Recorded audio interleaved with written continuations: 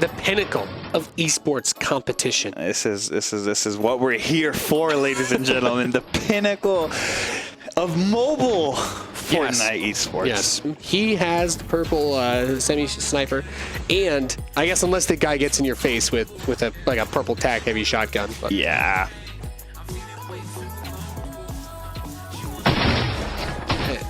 And that's an off. Yo, what is up guys, Barbaric here, and in today's video we will be talking about the Samsung and Fortnite collaboration. Now before this video guys starts, please drop a like. It will help the video a lot, and just thank you guys in general for clicking on this video. So we will be getting right into this information. This whole thing started off when Ninja made an announcement that he will be collaborating with Samsung and Icon to do this whole tournament, and all the gameplay for the tournament was actually going to be on the new S10s that were announced. Now at first guys, this was gonna seem like a nice entertaining event with Ninja and Icon, and that's it. Just nice entertainment, display the new S10s and to get some nice fun matches in. But later it was announced that other creators are gonna go there, like the mobile creators, and all those people were treating it as a competitive event, the first ever competitive Fortnite mobile event. So everything was really divided in the community, like, is this gonna be competitive?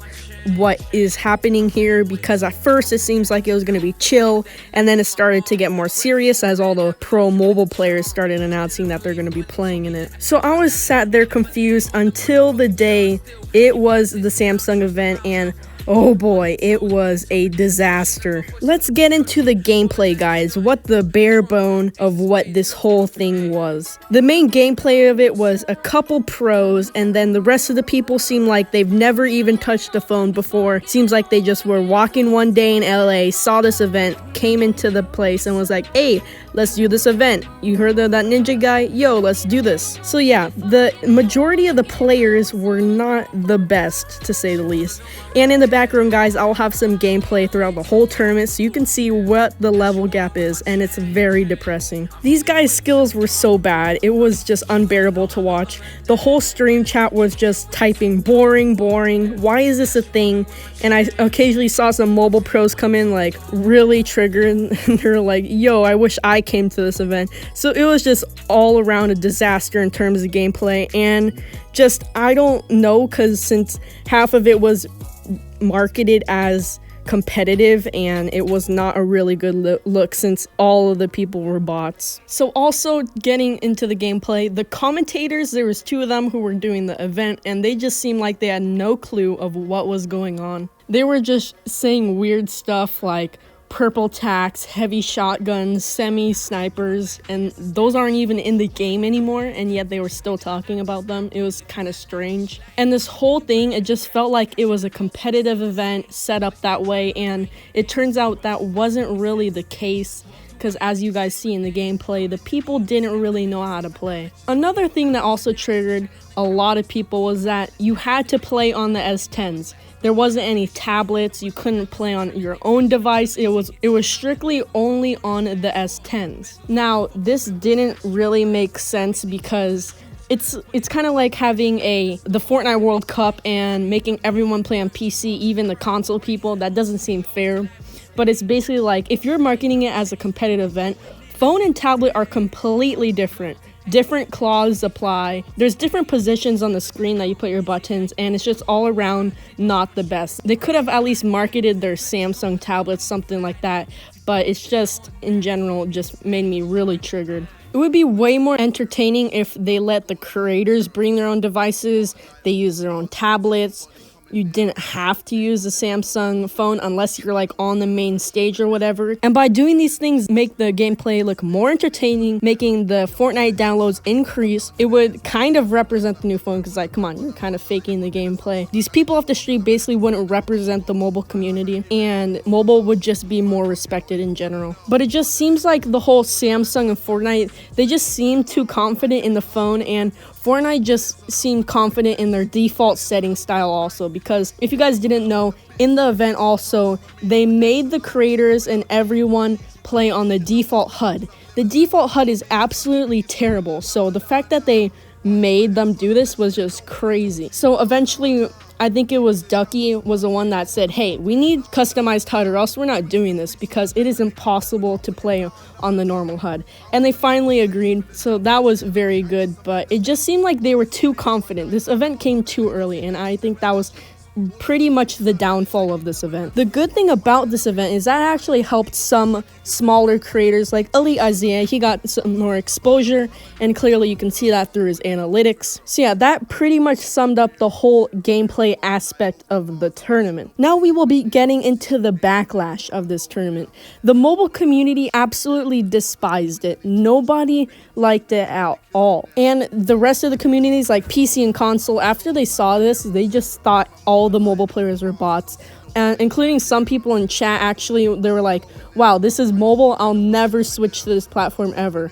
So it was kind of discouraging reading those comments. And as we said again, another backlash was Ducky stepped up because they forced people to play on the default HUD, and they basically said, no, you can't change your HUD, which is kind of disappointing. More of the backlash is they didn't allow them to bring their own devices because the S10s were already set up, but you could have at least bring like Samsung tablets or something. The event people could have catered tablets, so to at least compensate for the people who play on tablets instead of phones. In general, it just made them look out of tune with the Fortnite mobile community, and I think all the content creators can agree on that aspect. They did this purely to promote the phone, which is probably worse for the phone in the end, since it made the phone look like it had bad quality and the performance was really bad. So I don't think this was good for a marketing standpoint, because they probably lost sales because of this. This whole event just showed that they didn't really care for the Fortnite players. I mean, they could at least flew out some pros.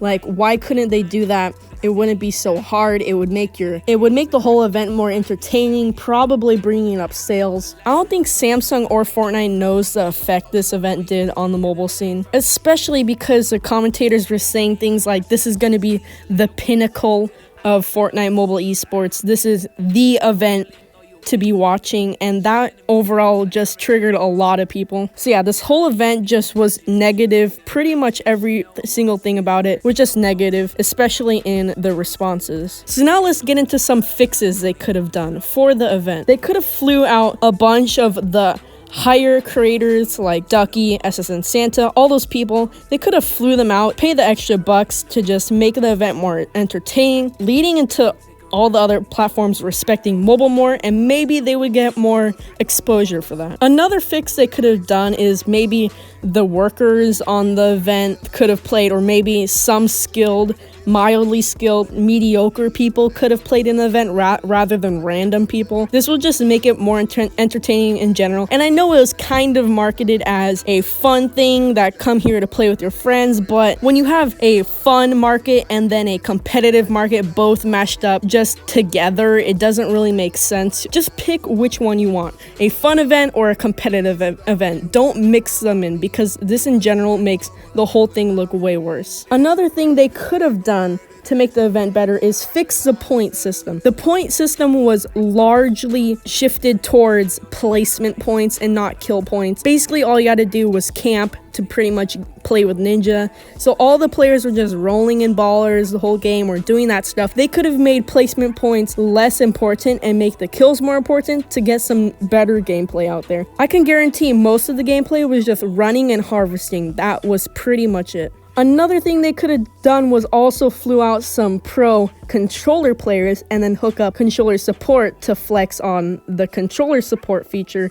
And that would probably amaze people more, because it would also show another feature that is in Fortnite that doesn't get enough attention. It could also be kind of an incentive to move towards mobile, as console players would think, oh hey, maybe I'm a console player, but I can go on mobile and also do controller support when I like travel, stuff like that. It could have just been more exposure to the S10s and stuff like that. Another thing they could have done was just completely keep the pro Fortnite scene community out of it.